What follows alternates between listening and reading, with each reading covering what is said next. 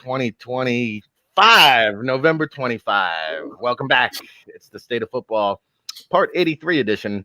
RIC and a place to be here in New Jersey, broadcasting live from the NFLDraftBible.com studios. Of course, it is a Wednesday, Thanksgiving Eve. So happy holidays. I hope you're all in the mood, in the festive mood, because it's been a crappy year. And we're going to be thankful for what we got here today, which is an all-star panel, your new home for real football talk in the morning. Who breaks it down better than us? Weekdays, 9 a.m. Eastern. We'll just go clockwise around the room and say hello to the people. We've got Dane Vandernat here on a Wednesday, the director of college recruiting for the NFLPA Bowl. Say hello to the people, Dane. What's going on, people? Of course, he's out there in the Midwest, Kansas City area. Moving down to New Orleans, we got John Murphy, my co-host each and every morning here on the State of Football. John, I know you're in a festive mood, waiting for the family tomorrow to arrive. I know you can't wait for that. Yeah, at least I'm still doing better than BYU this morning. And of course, Ryan Roberts, right up the road here in New Jersey, join us on this pre-Thanksgiving edition. I know he's got the turkey in the oven, anticipating not only a turkey in the oven, but the wife has got a bun in the oven, and he joins us here on a Wednesday morning. Ryan, how are you today? I'm good, Rick. I knew there was some pregnancy joke that was working into that intro. I appreciate you guys having me back on again. I didn't even know that was clear for airwaves. Roberts and Ryan's like, I'm going to be getting text messages now. Wife's not on Twitter, so I'm clear. Ryan, tell the fans where they can see where you can sign up and send Ryan a gift. Where are you registered at, Ryan? I'll drop the link after the show. We're taking donations here on the NFL Draft Bible, the State of Football. We're going to dive into the NFLPA Collegiate Ball watch list. John mentioned BYU. We'll dive into the initial college football playoff rankings, which, oh, by the way, in the history of college football playoffs, the initial seeding has never actually been the teams that eventually get into the playoffs. So we'll debate who could move, who could shake. And of course, the Pro Football Hall of Fame semifinalists were announced. If we have time, we'll try to dive into that a little bit. I know we've had, Rick Gosselin and Clark Judge and some of the Talk of Fame guys on previous shows. We'll try to pop them up here within the week and talk about some of these semifinalists, Charles Woodson, Peyton Manning, Megatron, to name a few for the first time ballots. Who's in, who's out, who's waiting. That wide receiver position now, we've talked about it, is just a logjam, pounding on the doors, waiting to get into Canton. So we'll try to have some fun with that. Of course, tomorrow, Neil Stratton joins us on the Thanksgiving edition, along with David Turner, who will also do a double dip on Friday. With Big Law, the Football Friday in effect. We'll have all the game previews, all the turkey legs and side dishes tomorrow morning. So if you're looking for football pregame show, we got you covered from to back, east to west, north to south. All right, fellas, let's dive into it. Dane, we have you for a few minutes here to chop it up a little bit on the NFLPA Collegiate Bowl. Obviously, if you log on to collegiate.nflpa.com, you'll see each week our kind of guys that grab our attention, guys that we're monitoring. Of course, you can get the entire watch list up there, and we will have an update on the events soon. But let's update our listening audience, Dane, on some guys that kind of stood out to you, caught your attention this past week in the college football landscape. Yeah, absolutely, Rick. And I'm actually going to steal one that you highlighted too earlier in the week, and Justin Hall from Ball State. Trying to get everyone someone new and not one of the top names that everyone's familiar with. So trying to spread the wealth here a little bit. Justin Hall's a really talented slot receiver and punt returner that we've talked about. Didn't have an enormous game from production standpoint, but 7 receptions for 73 yards. He has a punt return. That skill set alone, John, this as well. I mean, to be a returner, to be a punt returner specifically, kick returns, unless you're Cordero Patterson, man, I mean, it's just not as large of an impact as it once was with the new rules of putting the ball at the 25. So more teams are inclined to take a knee and take the touchback. But punt return is still a skill that, you see talented receivers all the time, and you wanted to sit there and say, oh, it's the same thing. Go back there, catch a ball, and then run forward. completely different skill set. Judging a punt off of a punter's foot in weather conditions and that wind blowing it, sometimes wet balls. Being a talented punt returner is a huge bonus for these college players that are looking to become NFL prospects. Justin Hall is a good one, in my opinion. I think he's got a real draftable skill set, and I'm anxious to see him continue to progress. Staying at receiver, though, my man Des Fitzpatrick from Louisville. 2 receptions, 60 yards. We all know that this Louisville offense, they like to run the football. They've got a running quarterback. It's difficult. They don't always have high wide receiver production. But if you followed me, you know that I love Des Fitzpatrick. I think he's a big, talented receiver. I think he's underproduced based on what has been thrown his way. I think he's going to be a real riser in the draft circles because he's going to test well, and I think he has a lot of talent. But if we're talking receivers from last week, you got to throw in Ty Freifogel from Indiana. Monster game versus Ohio State. Every single NFL team is going to go on and throw on the Ohio State game because that's going to be his best competition. That's where he's going to get the most NFL comps. 7 receptions, 218 yards, 3 touchdowns. I mean, helping the Who's stay real close in that game with the Buckeyes. I think he's going to be a good free agent pickup for a team. He's that possession type receiver. But you know what? Obviously, the last 3 weeks in particular, his production has picked up more and more and more. You got Whop Villier in the slot there, also returner. I'm very high on him. But Ty Freifogel's had a little bit of a coming out party these last few weeks. Oh, yes, he has. Yeah, I mean, it's been impressive to see his production. Up front for the Fighting Illini, they got Doug Kramer back 2 weeks ago. Got to throw in some guys that don't put up stats all the time. But, his teammate Brandon Peters, the quarterback, tested positive for COVID. Both of them missed the last couple weeks, came back 2 weeks ago. I hate to break it to you, Rick, here, but they rushed for 338 on Rutgers, came back, rushed for 285 on the Cornhuskers. Both wins for the Illini. Doug Kramer getting it done at center for Illinois. And then on the defensive line, Chauncey Golston for Iowa. He's an interesting cat. He's got some position flexibility, play outside, play inside. He's strong. He's one of the best defensive ends at the point of attack in the run game. He showed up big for Iowa this last week.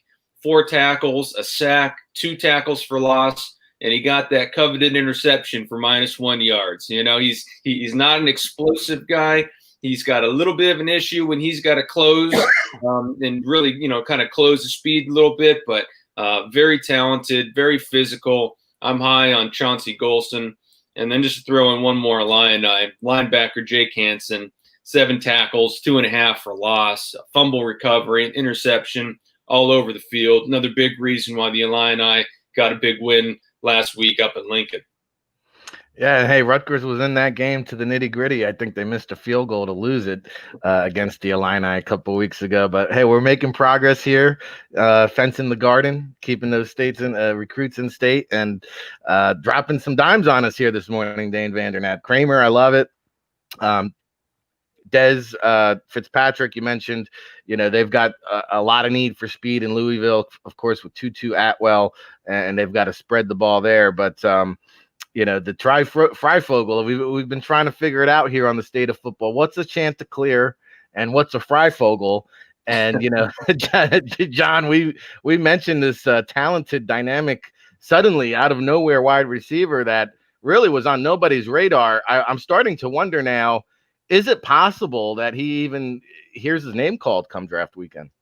I mean, if there is, it's late round, but he's a different type player than, Slayton, who's playing for the Giants, but he needs to look no further than a guy like that to see productive college career, a couple of knocks against you, get you undrafted, and then, now look at you, number 1 receiver outplaying the guys that were their draft picks. So I think we've seen it in a couple of places, right? And a lot of them are the, kind of the upper echelon programs. You lose a Waddell and Mechie steps in, kind of without missing a beat, right? You look at Notre Dame, they get the transfer, wide receiver, and that kid starts, catching balls, and now you can't stop him from scoring. Clemson, has a very, very similar situation, right? They have a 50-year guy that injuries and different things that have gone on. He never really gets on the field. Then they need him, and he hasn't really produced early on. And Dabo Swinney kind of has a coming to Jesus moment with him where he says, like, hey, you were asking for all these opportunities. Now I need you, and you're not delivering. And the kid goes off and has 23 catches, in 3 games. So I think we're seeing it kind of all over the country where, due to again, we keep mentioning there's pros and cons, to what we're dealing with. And one of the pros is that, some young kids are getting a chance to play earlier than expected. And some of these, kind of guys that remained on the roster or, were good for the program and kind of stuck around are getting, some real action there. And you mentioned what the Illini has been doing. He's not on the radar yet, but it's all behind kind of a Canadian running back. So kind of an interesting deal there that, Chubba Hubbard, be careful. You may not end the season as the best Canadian running back in the NCAA the way things are going. So I think, again, it's good for college football, I think, especially when you see that Northwestern is in those rankings and it's not just the same 3 teams. When you see how Rutgers has played in these games, they beat Michigan State. Michigan was a winnable game. You lose that tough one to Illinois. And I say the way – and now both Rutgers and Indiana. So is it a foreshadowing of something bad for Ohio State in the future? When Ohio State had Rutgers on the ground, literally ready to submit them, Rutgers slipped out and played well in that second half. They showed some fight. They showed there was some life still in that program. And at 42-21, everybody thought that was about to be a 60 to whatever victory for Ohio State. And it turns the other way, the rest of that game. And only because we played 4 quarters is Ohio State victorious, in that game. Yeah, I think it's always good, for college football and for the All-Star game when you're mentioning other schools, right? When it's other programs getting, a little bit of that mix in there and stuff. And we mention it every week because we kind of have our, kind of our match in there where we can't get enough of it. Every week we're mentioning a different school. We've talked about the kid from Buffalo. Well, I'm talking about Rutgers, but you're talking about there's another guy there. Well, yeah. So see, what I'm doing is I'm helping you and the Recurcianos out because these are all the guys he'll try to poach in the transfer portal. Well, and I'll tell you what, too, like even this Michigan game where they went to double OT and they didn't pull out the victory. But then you look, it's like they scored more points in that game against Michigan than the previous 5 games combined against Michigan. Really. I mean, they lost 52-0 last year. A couple years ago, thanks, Chris Ash, it was 82-0. So, to go double OT this quickly. And again, it's just really, I'm thankful that there is, I know a lot of cancellations, but there's a lot of college football being played. There's a lot of guys like Ty Freifogel who's lining up his pockets right now, who would have probably never even seen the light of a day. The guy probably wouldn't even have been a tryout guy if there was no season played. And you talk about some of the guys that Dane mentioned and the Justin Hall kid from Ball State, he's intriguing. Like I would love to see him in a high-octane offense, the kind of weapon he could be. We're throwing a lot of names around here. Ryan's been waiting patiently. Any guys you want to follow up on there, Ryan?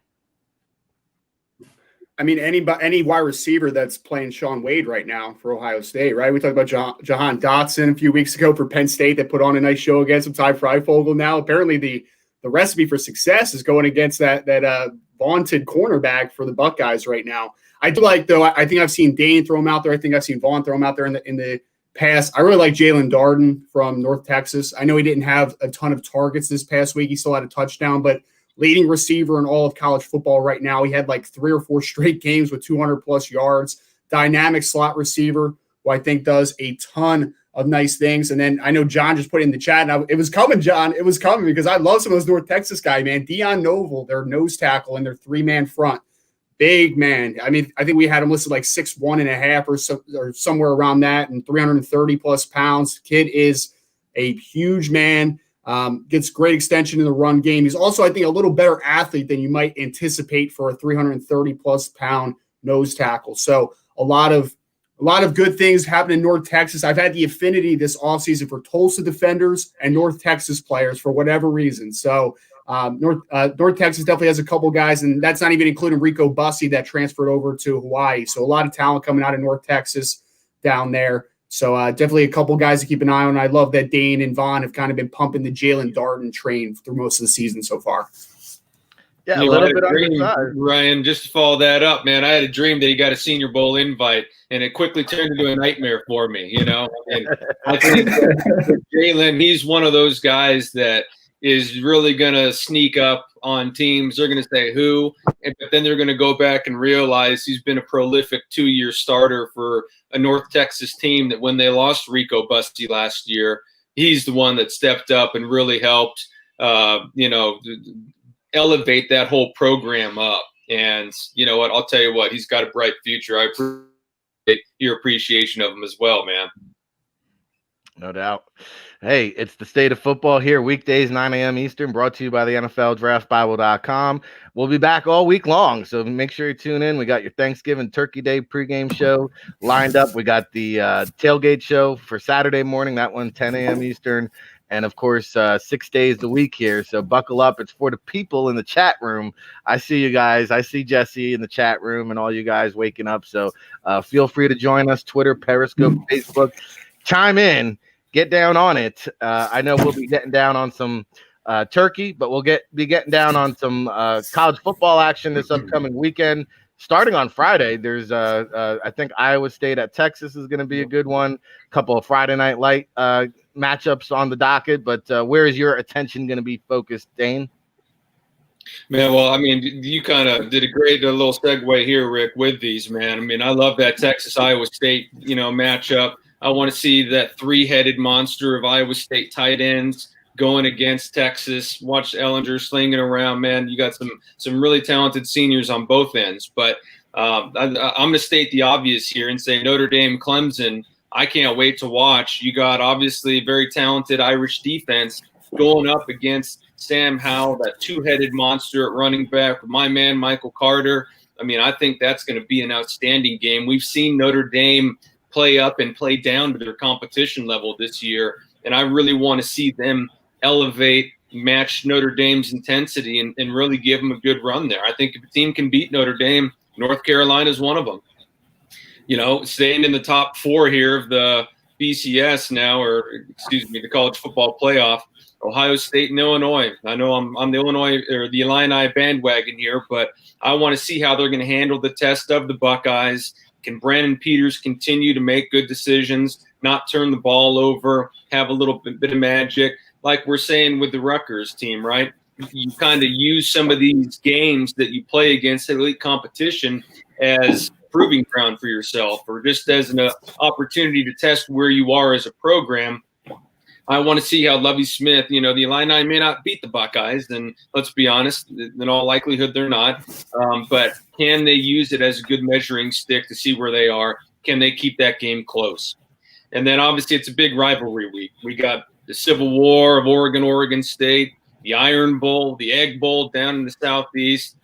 The Californian in me is always excited for the big game of seeing Stanford and Cal. Hopefully the band's not on the field this time, but you've got a talented Bears secondary. You got linebackers, corners, safeties that are all going to get drafted this year from Cal, going up against that David Shaw, David Mills offense from Stanford. Stanford needs to get their first victory of the season here. I really want to see them raise their intensity level as well, show up for the big game, and hopefully have must-see TV here on Friday night. Yeah, I'm keeping an eye on Stanford. I'm hearing rumblings this might be the year that David Shaw jumped ship to the NFL, so that'll be interesting to watch.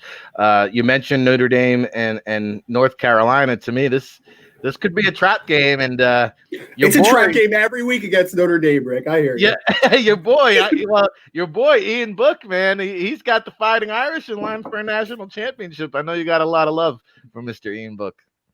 I mean, it's the last real test before the matchup against Clemson again, right, in the ACC championship game. Because all due respect to Syracuse and Wake Forest, North Carolina is obviously the biggest hurdle left for Notre Dame, and I mean, it's something where, Dane mentioned the playmakers that they have. Sam Howell, the running backs, Williams, Carter, the wide receivers, Newsome and De'Ami Brown. There's guys everywhere. That defense, though, is pretty bad for Notre Dame. Unfortunately for Notre Dame, though, they do have a couple offensive linemen that are out for the game. Jared Patterson, their center, is hurt. Tommy Kramer's out for the game. So they're trotting in 2 new offensive linemen, which makes it a little tricky. But I think Notre Dame has a good shot. And if I had to throw out one other game that I'm really looking forward to, it's actually a little MACtion for you on Saturday, 12 o'clock Eastern time. Got Kent State and Buffalo. Jared Patterson coming off of 300-plus yards his last game, the junior running back. Really, really nice player. He's got that shorter frame. He's got kind of that Ray Rice build, a little homage to your Rutgers love there, Rick, right? He's got that similar compact frame. Obviously, very productive. And then I another guy I've liked, since summer scouting going back there, Malcolm Koontz, their edge rusher, their defensive end, outside linebacker in a 3-4, wherever he ends up fitting in. I think he's very talented. I think I don't know if he got the Senior Bowl yet. I can't remember. I think he did. But he is a very talented player to keep an eye on both sides of the ball. Then Dustin Crum for Kent State's a lot of fun at quarterback. So matchup against 2 3-0 teams that could figure heavy into what the MAC ultimately looks like this year. Yeah, suddenly Dustin Crum, 400-yard performance, 5 touchdowns last week. And who knew the MAC played on Saturday? I had no idea. I can't remember the last time the MACtion was on a Saturday, John. But I will say this about the North Carolina running backs. This Javonte Williams, when it's all said and done, if he declares, I would not be surprised, Travis Etienne included, if that Javonte Williams is the number 1 running back off the board. Johnny? Not after he gained 7 yards on 10 attempts on Saturday. Oh, we'll see. We'll see. But to me, that's where North Carolina has to watch what Clemson did and figure out keeping that run game a major part of what they're doing. Because you go one-dimensional, I don't think it's a real situation. And then can North Carolina defensively all of a sudden stop the factor that Notre Dame's offense has figured out how to complete balls over 10 yards? Right? I mean, all of a sudden, Ian Book is vertically passing and completing balls. Who knew? So I think that's, there's where you can have a shootout, matchup like what we would be looking for, kind of go back and forth, and first one to 40, whatever, kind of wins is kind of how North Carolina has played some of these games. And then don't just throw Sam Hartman and what Wake Forest has done completely out the door, because they're kind of a sneaky Syracuse. God bless you. You're just going to take your 50 and go home. But Hartman and what Wake Forest has done, if not for so many other teams kind of playing above their head, Wake Forest would be getting a little more love if Maryland and Indiana and clubs like that hadn't kind of stole all the thunder. I think some other interesting ones, Elijah Moore has really bounced back as a player and as a teammate from his egghead play at the end of last year's Egg Bowl.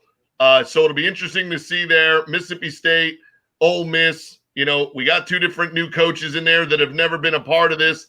I'm sure we'll have a great Mike Leach speech pregame about this. But that'll be a very interesting matchup. I think another one. Now, I'm not telling you to turn the alarm all the way on. Oregon State has played pretty good football, and if that running game can keep them in, there's been some bad losses in that rivalry between Oregon and Oregon State, especially when it looks so much like one team should get the better of it. So Oregon is in position to kind of keep their bowl aspirations, stay undefeated, but they're going to want to put the throttle down. And I'm not sure Oregon State's going to comply and just, give them a a 3 or 4 score win. They might keep that a little bit closer. And then here's 2 other ones. One, because it's an absolute car wreck and you can't keep your eyes off it. Michigan and Penn State. I mean, again, unbelievable. Rutgers gave them that battle. Is there not at least similar total talent on Penn State? Give or take, things there. And then the last one is, we mentioned it, last week. South Florida is playing Central Florida. Okay, there's no reason to watch this other than the factor of this is where the injury to Mackenzie Milton happened. He is now at least able to dress and is active in terms of if they want to use him. Last time we saw him, they were undefeated, and he was headed toward a possible Heisman at least invite. Now he's showing back up, and he's running the scout team, and he's the 3rd-string quarterback. Got a sneaky feeling that the UCF staff is going to find a way to get that kid a snap in that game. And that'll be good for anybody who's watching college football, especially after seeing what Alex Smith has done. This is the same type situation. Just imagine with a college kid having to go through what Coach Gundy would say a grown man went through it. Alex Smith, a man. It wasn't quite 40, but he was a man. This was a kid going through it in college. And like I said, his story of what he's done and the willingness, to come back to that program, knowing that he has little or no shot now to play with how Dylan Gabriel has taken over.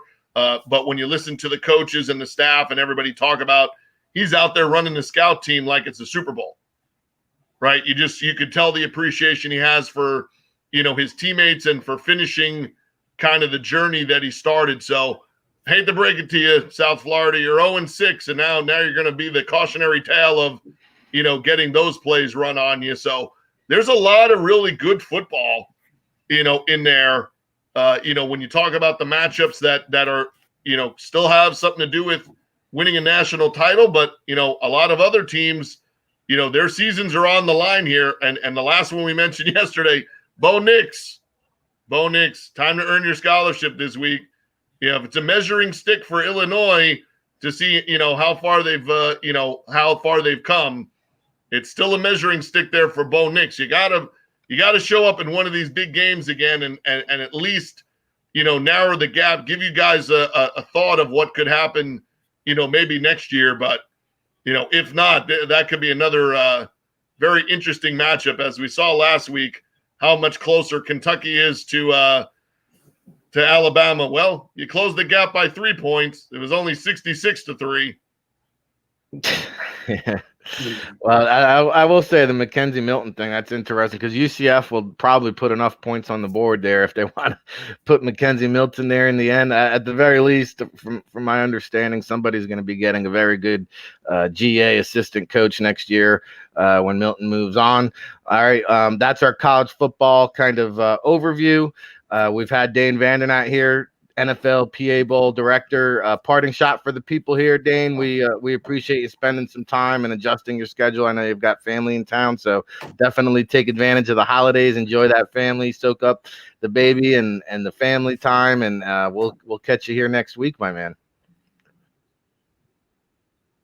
Yeah, no, appreciate you guys. Always great jumping on. Real quick, just want to say to John's point, man, I think the one thing, and it may not always materialize this year, but the thing that all college football fans have to look forward to is there are some outstanding young quarterback prospects that are freshmen, sophomore, redshirt sophomores this year. We mentioned Sam Howell. You mentioned Bo Nix. You got Grant Wells out at Marshall. I mean, you just have some phenomenal talents. The young man at Oregon, Tyler his name right now. I only look at seniors, so not always looking at these underclassmen. But I just think you've got some great quarterbacks. We're going to have some exciting years to come in college football, and God bless it, all the more for it. But appreciate you guys, man, for having me on. Happy Thanksgiving to everyone, and stay safe. Absolutely. You too, Dane. Happy Thanksgiving, Dane. And I'll throw the Hawaii quarterback, Chevin Cordero. He's a sophomore in the mix there. I haven't seen a Rico Bussey sighting yet. I've been, granted, I've got one eye open when I throw those Hawaii games on late at night. Is Bussey doing anything or? He had 1 or 2 good games to start the year, but he's been pretty quiet the last couple weeks. Okay. All right. Well, hey, it's the state of football here. Again, make sure you go log on collegiate.nflpa.com. We have, weekly reports there, guys that we're keeping an eye on, guys that are rising, guys that are surprising. We've got it all. Of course, NFLDraftBible.com has got you covered front to back, north to south, east to west, combing the country, searching for talent. Of course, we were out at the Hub football camp on last weekend, and I've been finally now diving into that footage, and I'm going to have a lot of reports on some of these street free agents. It was great to see Kai Nakua, the former BYU safety, get a practice squad signing yesterday. So a handful of guys, Gregory Dortch, Connor Davis, NFL already paying attention. Of course, the 49ers were out at the Hub, and so they picked themselves up a safety there. Dortch, he was just torching guys. I will say this Matthew Wilkerson kid who came and not only did tight end drills, but also did D-line drills. He said he played at about 280 at D-line, but tight end is where this kid is going to really – he's a red zone mismatch. He's so athletic. Now, moving laterally during those D-line bag drills, not the most impressive, but I'm telling you, this guy's got athleticism. He's got height. He's got size. He's got fight. He is hungry, and he's really an unknown. I had a GM reach out to me. I told him about Matthew Wilkerson. He said, "Oh, God, thank you so much." He's like, "I never even heard of the guy." That's the Edward Waters kid, right? Yeah. Got it. So, again, we're pulling guys out of the woodworks here and popping them onto the NFL radar. Like, hey, go ahead, John. Yeah, and he's a kid that, when you try to watch his, college practice film, it looks like they're, literally practicing at a, junior high, when he's at, Weber. It's hard to watch because they're literally filming it at ground level. And then you have to decide, which one. Okay, just kind of follow the big ass, to know like where he's at, and stuff, and you hear that story, right? It's like it's Weber Internet, and then it's Edward Watt, and then it's, kind of both sides of the ball. So like when he's doing all these things that were the most productive for where he was, it may probably have worked kind of against him. That it was kind of hard for anybody else to track, who is he? Where is he? Is this the same guy that was a D lineman, and stuff. So, but he's an interesting story because like I said, when you watch his film and he's 280 plus and he's practicing a D line, at Weber Internet. And I guess, it's still that level and it's that level of competition, but he's just crushing 2 and 3 dudes at a time. On that side. And then when he's making plays, you can see how it looks like, basically the high school senior playing against the freshman, at Edward Waters because he is so much bigger, than everyone else. And they don't just have him attached at the line. He's out in the slot running down the middle of the field, running seam routes on those schools. So it's great that those programs, at least get a little love that someone's asking the kid, like, where the hell's Edward Waters? And, where's that? Where is it? Do we know where it is? And whatever. It's Florida, I believe.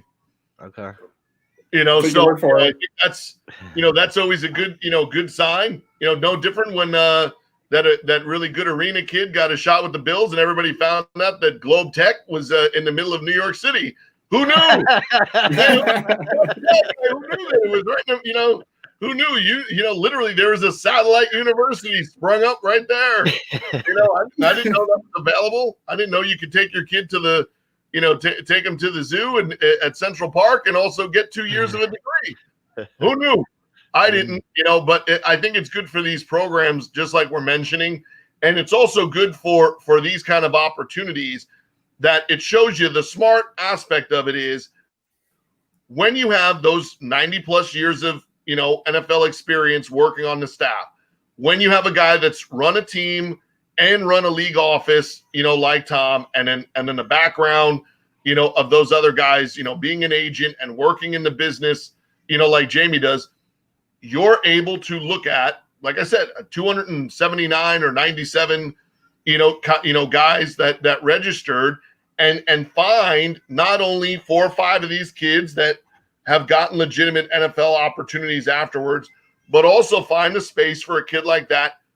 That to me, it's encouraging that somebody would say, I've never heard of that guy. I've not seen that guy before, because GM saying, yeah, don't worry, you don't have to.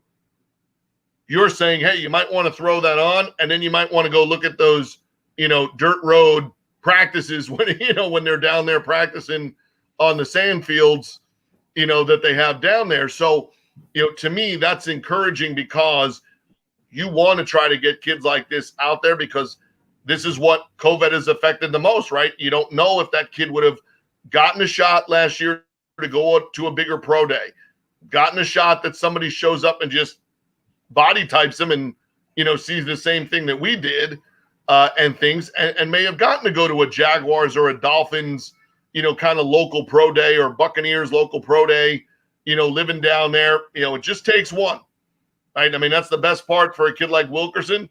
Just takes one team. And I know the 10 NFL scouts that were in attendance, they must be doing their homework, because the hot mic, and I'm sure they won't mind me sharing this, but the hot mic, they picked up Ty Detmer and Jeep Christ kind of talking over to the side, and they were talking about his story, and they're like, oh, what's the deal with this guy? Ty Detmer's just like, yeah, that kid looks like he can play in the league. He's also related in some way to Muhammad Wilkerson, because I actually did an interview with him because he's a part of OTG Sports over there at the agency. Yep. So it's just a remarkable story, right? Because I remember when I first sat down to interview him, I'm like, size of weight or whatever, and he told me, and I'm like, you're what? you're 6'6", 260 plus. Like that is legitimate.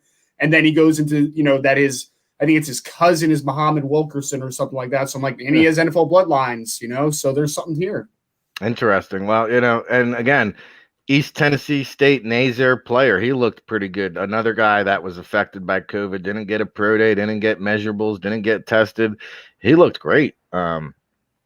Josh Avery, who we just had at the NFLPA Bowl, Southeastern Missouri, another guy that's getting a look. And I'm surprised, quite honestly. I thought Shane Ray looked as good as any player out there. So I'm a little bit surprised he has not been picked up yet. But if you're an NFL team, a GM, a scout tuned in now, the emails are coming. I finally got a chance. I was, a scatterbrain on location. So now I've got a chance to digest all the film, and we'll be sending you my hit list and getting some more guys signed. That's what we do here on the NFLDraftBible.com. College football playoff rankings came out yesterday, fellas. Some pretty interesting things. Alabama sits atop. Notre Dame, Clemson, Ohio State, the usual suspects. SEC domination, 4 teams inside the top 9. But let's start off with BYU, Ryan, because I know you've had a chance now to dive into Zach Wilson. I know you've got an opinion, so I'm curious to hear it. But let's start off with the number 14th ranking. The one thing I find interesting is I think Cincinnati's hanging on around number 7. To me, I don't know. I think BYU might be the better team from the eye test. I don't know. I feel like I might take Cincinnati if we're just talking the eye test there. I think it is absolutely crazy that they're 14th, though, looking at this list. Like, I'm looking at Miami at 10, Georgia at 9. And, if they were on a neutral site field and they play each other, maybe, they probably win, right? Like, Georgia might beat BYU. But when we're looking at this resume, what has Georgia done this year to deserve a number 9 ranking on the season? Every game that they've played against a good football team, they have lost, and they've looked pretty bad in a lot of spurts here. I'm just looking at it, and I'm just like, what have they done? And we're putting them ahead of a BYU team, which has a very talented offensive line, which has the quarterback that has probably risen himself to being a top 15 selection in the draft. There's a lot of things to like about the BYU team. Overall, 14 is way too low. I'm not surprised that they did not really take BYU too seriously in this first ranking anyway. We'll see if they do take the step to try to schedule a couple games, maybe against a Pac-12 opponent, if possible, moving forward here. I know that they declined the game against Washington, but I'm hoping that they work something out to get that strength of schedule up here a little bit, because some of these games, the North Alabamas of the world, that doesn't pad your resume in any way, right? Like those games don't do anything for you. We need to see them against quality competition. So I'm hoping that we get to see that. And to your point, Rick, about Zach Wilson, I did get a chance to finally get the coach's film, and I watched 4 games of him. So I do have an actual real opinion of him now, not just watching broadcasts, right? The kid's real. He is. He absolutely is real. I'm buying the first-round hype, and he's a quarterback, so he's going to vault himself up into that conversation just based off of necessity. So I am buying into it a little bit. I don't think that he is a perfect fit for every system, because there are some difficult throws. I don't think he quite has the arm, opposite hash, outside the sideline. Like some of the balls do float, but how the game is trending now, I think that his athletic skill set, his ability to throw off rhythm, his ability to throw on rhythm, everything is there outside and inside of structure. He's a nice athlete. He throws a very nice deep ball. There's a lot to work with. So I am buying into the hype of him as a first-round prospect, and him being a quarterback. It is going to vault up into that top 15, top 20 ultimately, I believe. All right, there you have it. You mentioned BYU, 3 2-loss teams ahead of them, John. I'm curious. Is it any coincidence that, hey, Washington, we don't want none of that. Maybe they paid the penalty here in the college football rankings. Yeah, and you can understand that there's definitely optics, right? To suddenly shifting in, especially like I kind of laugh. We're saying all the things we say about COVID and restrictions and so on and so forth, but suddenly in the Pac-10, that doesn't matter if it comes to just rescheduling games. I know you're going to Arizona. Okay, that game can't be played. Hey, you two just go to LA and play against each other on Sunday. Okay. Suddenly Washington and Utah are going to play. I guess that, they've really done a 180 from the beginning of the season to now. I kind of, again, it goes back to, last weekend, and we're still having fun with it. Why? Because it's funny. And in this day and age, why not? Hey, what happened there? Did you have kind of the COVID or a possibility that there was an instance or something, that you were worried about? Or, really, did you have the Clemson flu for 48 hours? Depending on who you listen to, it sounds a whole lot like possibly some Clemson flu, which, okay, you should have it because, you definitely don't have a solution or a vaccine for COVID. Guess what else you wouldn't have had a solution for? Trevor Lawrence. You would have been social distancing, from the scoreboard, as much as anything else that Florida State's been social distancing from, which includes the top 25. Well, in this case, the top 75. So I think that, again, to just say, hey, here's a good idea. There's 2 teams that are off this week. Why don't you 2 just go play each other? If you're one of these 2 programs, how are we then asserting all of the safety and guidelines that we've talked about, and then all of a sudden just say, hey, you know what's good for business? 2 teams that are around a whole bunch of different people this whole time. Yeah, you guys go sweat it up and get on the field against each other, and have your staffs interact and put everybody, there, and then get on a plane and fly back home to where you're, to your universities. Okay, and hope nothing happens. Everybody take some extra vitamin C. Come on. So I know that it would have been nice on paper to say, hey, let's get BYU against, a real team, and see what happens. In all reality, 2 things. And again, one of them is safety related. The other one is, are we really making a big deal about them playing Washington? Washington? Well, Ryan seems like Cincinnati's a no-brainer over BYU. I would take BYU in that matchup. I think if since you give me all, like, everybody's healthy, I think Cincinnati's more physical and gives them trouble in some areas. And what BYU has, which was what we mentioned last week, with Cincinnati matching it up against that UCF offense, is they can just come down and actually try to cover you. So to me, but doesn't BYU win the line of scrimmage on both sides of the ball in this matchup? I wouldn't say both sides. Offensively, probably, but like even Cincinnati has like the Myjai Sanders kid at defensive end. They have some players on defense. That's the best defense that they would see all year. Yeah. And I think at that point, the thing with Wilson is I would like to see what that looks like, whether it's contested or like on the move, when you have tighter, closer coverage to give you more insight of what it will look like at the NFL level on some of those balls to say, hey, if you're throwing them, but it just doesn't have the total oomph on it, some of those contested balls that are not contested so far, instead of throwing at 70-75% completion, what does he look like against the club that really could man up and play against those guys? Because right now, nobody's lining up to man up against those, to man up against them. And if they do, they check to run. And if not, they check to himself. And it's a different, to me, it's a different vibe, in terms of that. You played them against a team that's, I think, heavy in that type of defensive talent. At least it's a different kind of matchup and a different kind of, X's and O's game there. That would be, to me, that's a great, neither one of them wants to play in it. Yeah, but if that was kind of the secondary ball, like you make that be the matchup outside the top four. I'd love to see it. I would love to see it. And the thing would be like, then what we should also say, and I'm not sure you can put it in there in the fine print. All right, the winner of this game next year, you don't have to be talked about like in this way again. We give you a 1-year sabbatical from being the best non-power conference team. You're now just the best, as good a team as everybody else. But it's not surprising. Like we've seen this, before. They're gonna always rank the teams that, the money makers, right? And that's what those teams are. And the funny thing is, after last week with JT Daniels, and it could, like I said, if your TV went out, if your internet went out, if you were leaving and all you saw were the first 2 plays of the game, you were like, oh, that's the JT Daniels I've been watching at USC the last 2 years. Because like I said, play 1 should have been an interception. Play 2 was a sack.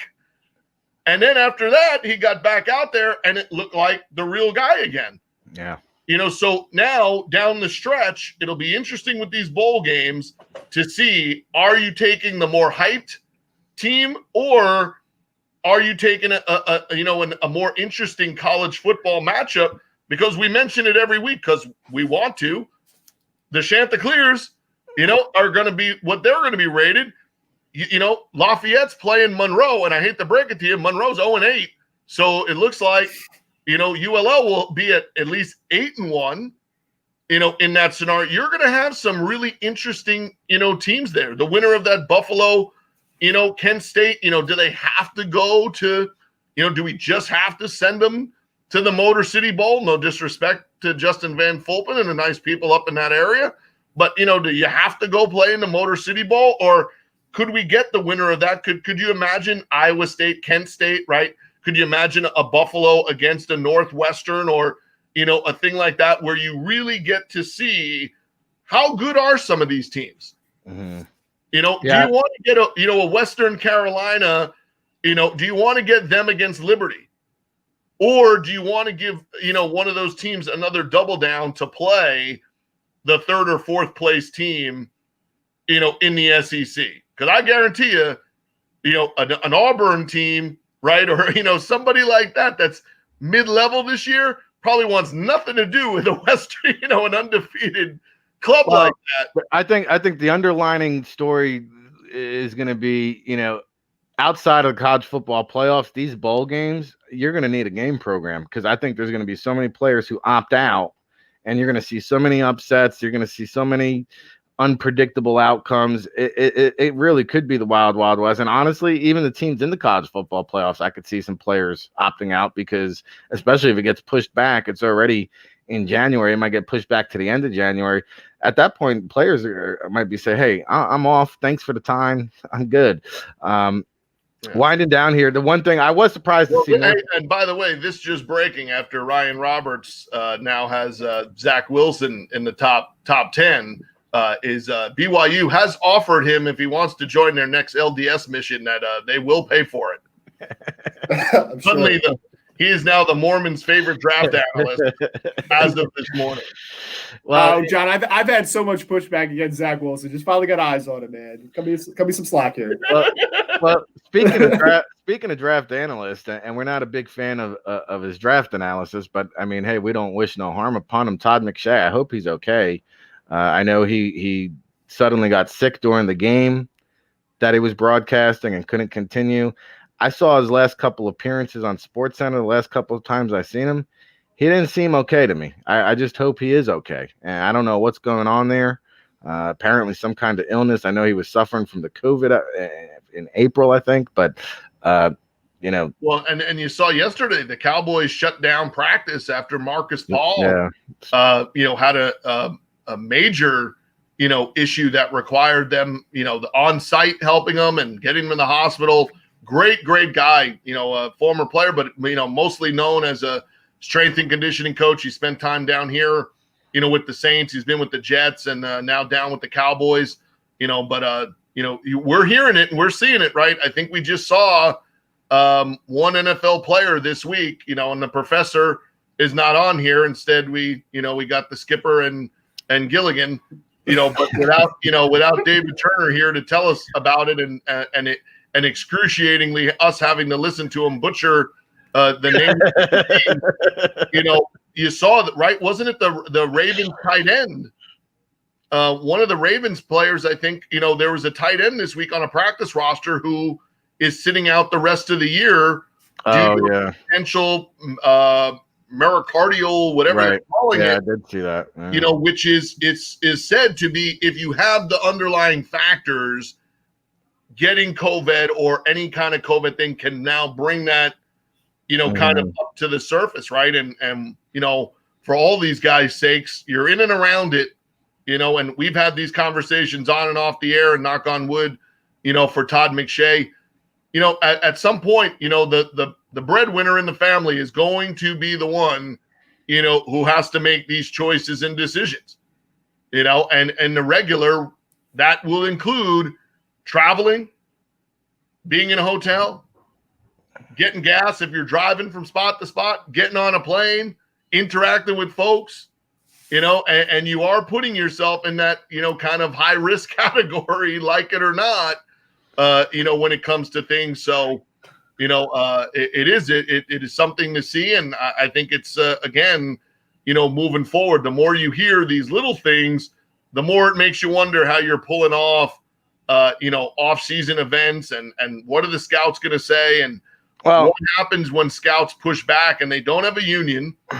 They don't really have a say-so. And if your club told you to go to Dallas, are you going to Dallas? Well, and I think the other thing too is like all these players who tested positive. I if I was to guess, I would bet they haven't really had a thorough medical check like they're going to have in Indy.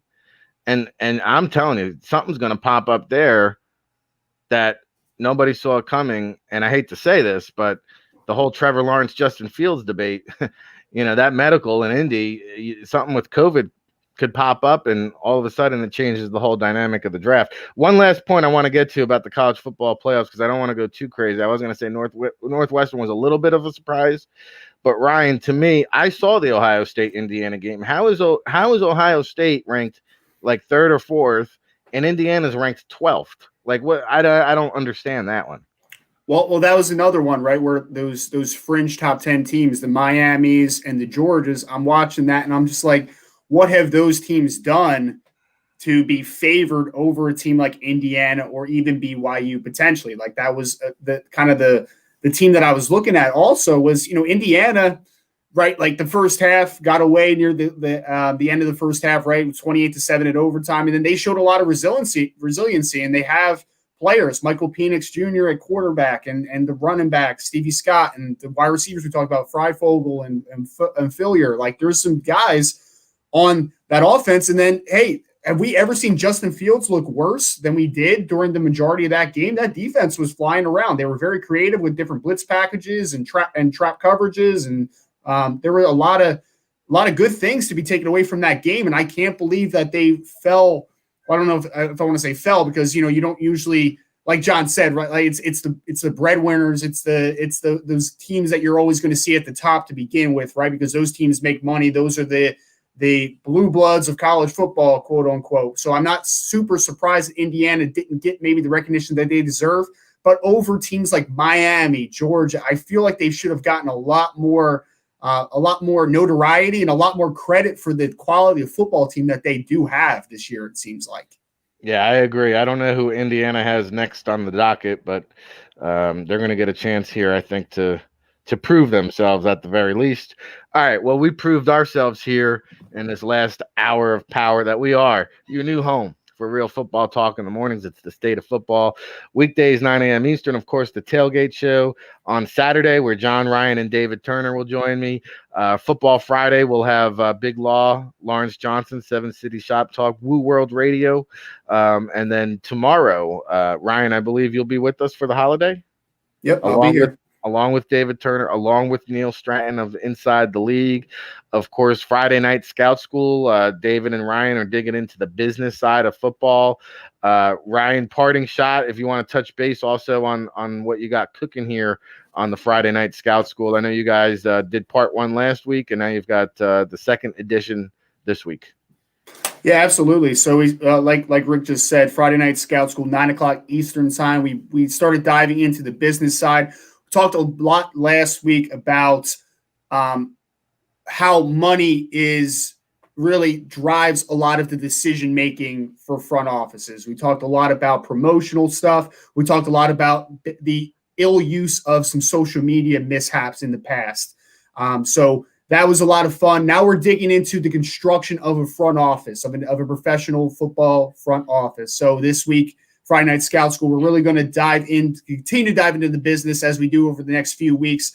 Excited about it. Of course, David Turner being a guy that was in those offices for 18 years on the NFL, CFL, and even in the Arena League with the Arizona Rattlers. A lot of inside information that he could share with us, a lot of things to think about heading into Friday Night Scout School. Again, 9:00 Eastern time. Make sure to sign up at NFLDraftBible.com. It's going to be a lot of fun, and I'm really looking forward to continuing to dive into that nature after we have fresh out the film room, and we're really talking about the business side of what most people, I think, don't think too much about and don't have enough information that they can really kind of to develop a full understanding of a wide scope of the business side of everything. I feel like everybody just thinks about money allocation, right? Like we talked about it last week, was how much money a player's making. Well, let's think about the business side of how they're allocating their money. Let's think about how they're building a roster. That's what we're looking for Friday Night Scout School this week. And did you guys record Mav Sports Take podcast last night? I think I saw that. Where was my invite, brother? Yeah. I'm sorry. We did have a guest on. We built our own. It was a lot of fun. We built our own front office as well. We got a general manager. We got a head coach, offense coordinator, defense coordinator. I'm actually going to post a poll later today because David's picks were absolutely awful, as they are usually. So I want everyone to see how much better of a team I built than an 18-year vet in the business, David Turner. All right, there you have it. We'll post that on the website later today. Of course, Baldy Breakdown Seminars. Ryan's also the co-host there. I think we have one coming up next Wednesday. Of course, the virtual edition NFL Draft Bible publication. And if you want to get a hard copy edition, one of these bad boys right here, you've got maybe the rest of the week to order it online. We're only going to produce a very limited edition, and that's because of our new exciting announcement. If you're out there on the Twitterverse, I know we don't mean to tease it, but we just can't say it just yet. The ink isn't dry, but very exciting news. And it sounds like John Murphy's got some breaking news here for his parting shot. Yeah, be good to see Ryan tomorrow. To be good to see Neil for a little while. And you know what? It'll be really good that some of the Mississippi relatives pulled the plug. They won't be bothering me tomorrow. So they're on the waiver wire, and I can't say I can see anyone picking them up between now and tomorrow. So happy Thanksgiving. Stay in your own state. Hallelujah for me. So that's just some breaking news that I can announce because the ink is dry on that one. There's no turning back there. So good news on all fronts there. And exciting, like we mentioned, there's a ton of action, starting tomorrow. 3 games. There's some interesting relevant parts to the 2 earlier games. Amazingly, the middle game will be for first place in a division. How? I have no idea. And then the nightcap, again, we're going to see. I mean, today, we got to get through today to know that we still have 3 games for sure being played. But we've seen the Niners, a few weeks back, were the first game that you saw where you could say, boy, that team was kind of hamstrung by COVID and had to just play the game with what they had, right? Third string left tackle, a couple missing parts, their receiver and DB. The Ravens are getting dangerously close to mimicking that. If there's any more outburst, or update today, and just exactly who may or may not be available to them. The Gus bus is going to be live and in effect because there's no Ingram or Dobbins. So we might even get Justice, our boy from State might get, get some national TV, attention, as he'll probably be active. So who's that? Justice Hill. Yeah, Justice Hill. Justice Hill. Oh, wow. Yeah, he might actually get active. We didn't even know he was still on the roster, but he might make an appearance, tomorrow night. So it would make me wonder, in closing, you saw that Tennessee-Buffalo matchup, and we all thought coming out of that, all the COVID stuff, that Tennessee, how will they respond? How will they look? And it was probably their best game. Is there any Ravens, I know Gary yesterday kind of got upset that we were spoiling his Thanksgiving with what was going to happen to his Ravens, who I served up on a platter for the Steelers. Is there any magic there if you got to play all your kind of backups and PR guys or whatever?